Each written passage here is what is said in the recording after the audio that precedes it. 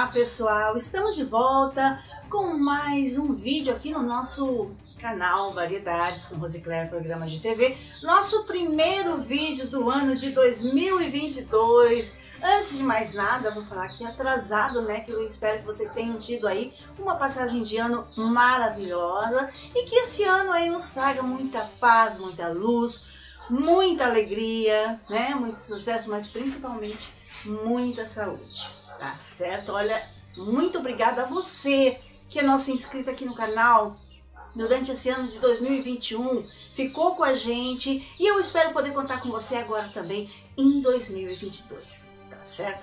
Bom, nosso primeiro caso, né? Nosso primeiro vídeo de hoje, nós vamos falar sobre um caso que aconteceu há muitos anos atrás, o caso dos irmãos Naves. Infelizmente, uma das maiores injustiças aqui no nosso país, né? Desde já eu quero dizer para você que aqui a gente não quer chocar ninguém, nem ofender parentes, as vítimas, né? E nem fazer sensacionalismo não. Nosso intuito aqui é apenas a informação, tá certo?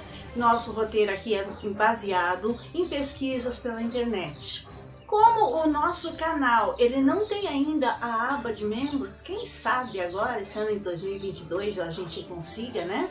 Enquanto isso, a gente vai deixando aqui a nossa chave Pix para você que é nosso inscrito, você que tá aí, caiu de paraquedas, se inscreve no canal, ativa o sininho, clique na palavra todas e se puder dar uma forcinha no canal, eu vou agradecer de coração, tá? Vou deixando aqui a chave Pix para você, qualquer quantia tá ótimo, tá bom? Deixe o seu like, deixe o seu comentário, porque só assim mesmo o YouTube vai entender que o nosso vídeo está sendo bem aceito para as pessoas, é relevante, né? Então faça aí o seu comentário, pode ser um emojizinho, sabe? Coraçãozinho, uma coisa assim, tá certo? Compartilhe com seus amigos, para aquelas pessoas que você sabe que gosta. Se quiser, pode me procurar nas redes sociais, Instagram, Rosicléia Alves Dal, e Facebook, Rosicléia Alves Dal. Bom, já tá falando demais, né? Então, bora lá pro vídeo, puxar a vinheta e vamos lá pro vídeo de hoje.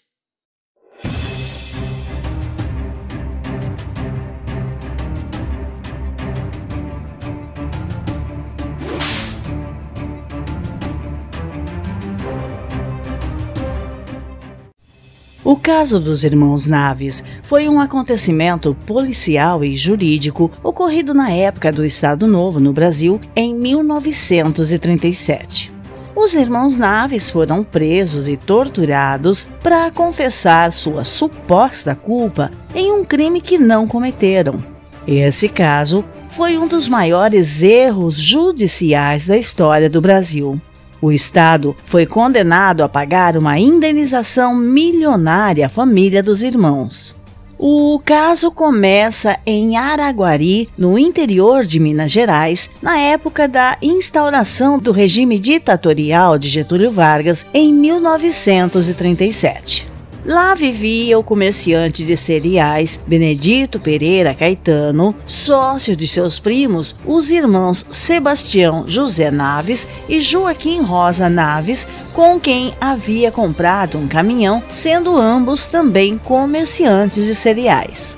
Benedito havia comprado, com a ajuda de seu pai, uma quantia de arroz para vender durante uma possível alta nos preços, mas com os preços em queda constante, ele viu-se obrigado a vender sua safra com expressiva perda, contraindo assim mais dívidas e sobrando-lhe somente cerca de 90 contos de réis, a aproximadamente R$270 mil nos padrões de hoje, resultantes da venda de sua última leva de arroz. A quantia, embora expressiva, não cobria todas as suas dívidas, que na época totalizavam cerca de 136 contos de réis. Então, Benedito resolve fugir na madrugada de 29 para 30 de novembro daquele ano, levando consigo seus últimos 90 contos. Sabendo do fato, os irmãos Naves decidem comunicar a fuga à polícia, que imediatamente inicia as investigações. Poucos dias depois, o delegado responsável pelo caso acaba sendo substituído pelo tenente militar Francisco Vieira dos Santos, o Chico Vieira, vindo de Belo Horizonte. Passados alguns dias de sua nomeação como delegado interino de Araguari, Chico Vieira formula a hipótese de que os irmãos Naves poderiam ter assassinado Benedito a fim de ficar com seus 90 contos. O tenente então manda prender os irmãos Sebastião e Joaquim para interrogá-los. Durante meses, Chico Vieira e seus comandados submetem os irmãos Naves a torturas para que confessem que haviam matado Benedito e escondido dinheiro para resgatá-lo depois. Além das torturas diárias, eles eram alojados em celas subterrâneas, imundas e úmidas, privados de água, comida, visitas e até mesmo da luz do sol. Confinados por um crime que não tinha ocorrido, o delegado militar Chico Vieira queria obter uma prova formal, ainda que falsa, de que Sebastião e Joaquim eram ladrões e assassinos. O militar ordena que Joaquim e Sebastião sejam levados a um campo aberto, onde são amarrados em árvores, tendo seus corpos untados com mel para serem atacados por abelhas e formigas e também ouvindo tiros e ameaças constantes de morte. Mesmo tendo conseguido forçar os irmãos a assinar uma confissão formal do crime, Chico Vieira ordena que as esposas, filhos e até mesmo a senhora mãe deles, chamada efetivamente de Donana pelos conhecidos da cidade, sejam presos e trazidos para suas celas. As esposas e a genitora dos Naves também sofrem torturas diversas, inclusive abusos sexuais, nas mãos do Chico Vieira e seus soldados. Nestes longos e cruéis meses, a mãe de Joaquim e Sebastião pedia para os filhos que nunca confessassem um crime que não cometeram. Vendo que ela não se curvaria e dela não extrairia qualquer informação que comprometesse os supostos culpados, o tenente Vieira colocou-a sob liberdade vigiada. Então, Donana procura um advogado, Dr. João Alame Filho, que de início acreditava na hipótese do tenente Vieira, na qual os Naves aparecem como assassinos. Por essa razão, recusava-se a exercer sua defesa. Mas, ao ver o estado físico de Donana, resultado das torturas e violências que ela sofrera, João passa de acusador a defensor. Mesmo sob as ameaças de Chico Vieira, Donana e João Alame Filho exerceram a defesa dos Naves. Eles passaram por 2 julgamentos e, tendo por parte da acusação o tenente Vieira disposto a intimidá-los até mesmo dentro do tribunal. O advogado, sempre recorrendo com recursos diversos para provar a inocência dos irmãos e o equívoco que o judiciário estava cometendo sob a influência de Vieira. No primeiro julgamento ocorrido em 1938, começa então a surgir a verdade, através dos depoimentos de outros presos que também testemunhavam as atrocidades sofridas pelos Naves. No veredito final, o júri votou por 6 votos favoráveis e 1 contra pela absolvição de Sebastião e Joaquim. Realizou-se então no mesmo ano um novo julgamento no qual confirmou-se o voto por 6-1, dando a inocência aos réus.